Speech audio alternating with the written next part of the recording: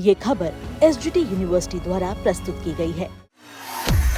Straight of Hormuz में लगातार तनाव बढ़ता जा रहा है और इस बीच देश के सबसे पुरानी समुद्री यूनियनों में से एक National Union of Seafarers of India NUSI ने कहा कि हॉर्मूज स्ट्रेट में बढ़ते तनाव के बीच करीब 20,000 से ज्यादा भारतीय नाविक फंसे हैं।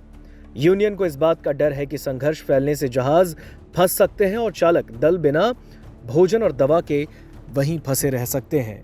अब इस संस्था ने सरकार से यह गुजारिश की है कि वो इस संकट को राष्ट्रीय प्राथमिकता माने और तत्काल निकासी प्रोटोकॉल लागू करें।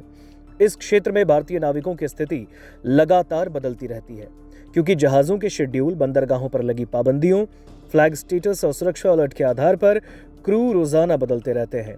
खाड़ी क्षेत्र और उसके आसपास काम करने वाले नाविकों को अब मिसाइल और ड्रोन के खतरों, कामकाज पर लगी पाबंदियों और सुरक्षा सलाहों का सामना करना पड़ रहा है।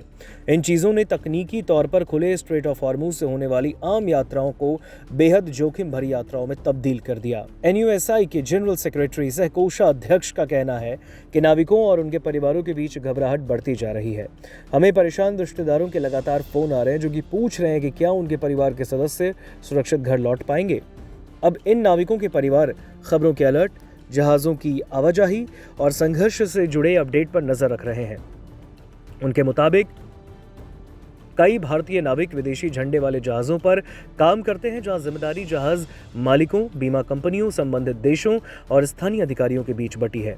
सेना के जवानों के उलट मर्चेंट नेवी के क्रू सदस्य आम नागरिक होते हैं जो कि सीमित सुरक्षा के बावजूद वैश्विक व्यापार को सुचारू रूप से चलाने में मदद करते हैं। समुद्र में करीब 2 दशक बिताने वाले NUSI के जनरल सेक्रेटरी का कहना है कि ये नाविक बहुत मुश्किल हालात में वैश्विक व्यापार और भारत की आर्थिक सुरक्षा की सेवा करते हैं और इन्हें तुरंत सुरक्षा मिलनी चाहिए। हालांकि पश्चिम एशिया संकट के चलते खाड़ी में फंसे 20,000 भारतीय नाविकों को लेकर NUSI ने अब चिंता जाहिर की। आपको बता दें, NUSI National Union of Seafarers of India, जो कि देश की एक सबसे पुरानी समुद्री यूनियनों में से एक है, उसने इस बात की चिंता जताई है कि स्ट्रेट ऑफ हॉर्मूज में बढ़ते तनाव के बीच करीब 20,000 से ज़्यादा भारतीय नाविक वहां फंसे हैं। यूनियन को इस बात का डर है कि संघर्ष फैलने से जहाज़ फंस सकते हैं और चालक दल बिना खाने और दवा के वहीं फंसे रह सकते हैं। अब इस संस्था ने सरकार से आग्रह किया है कि वो इस संकट को राष्ट्रीय प्राथमिकता माने और तत्काल निकासी प्रोटोकॉल को लागू करे।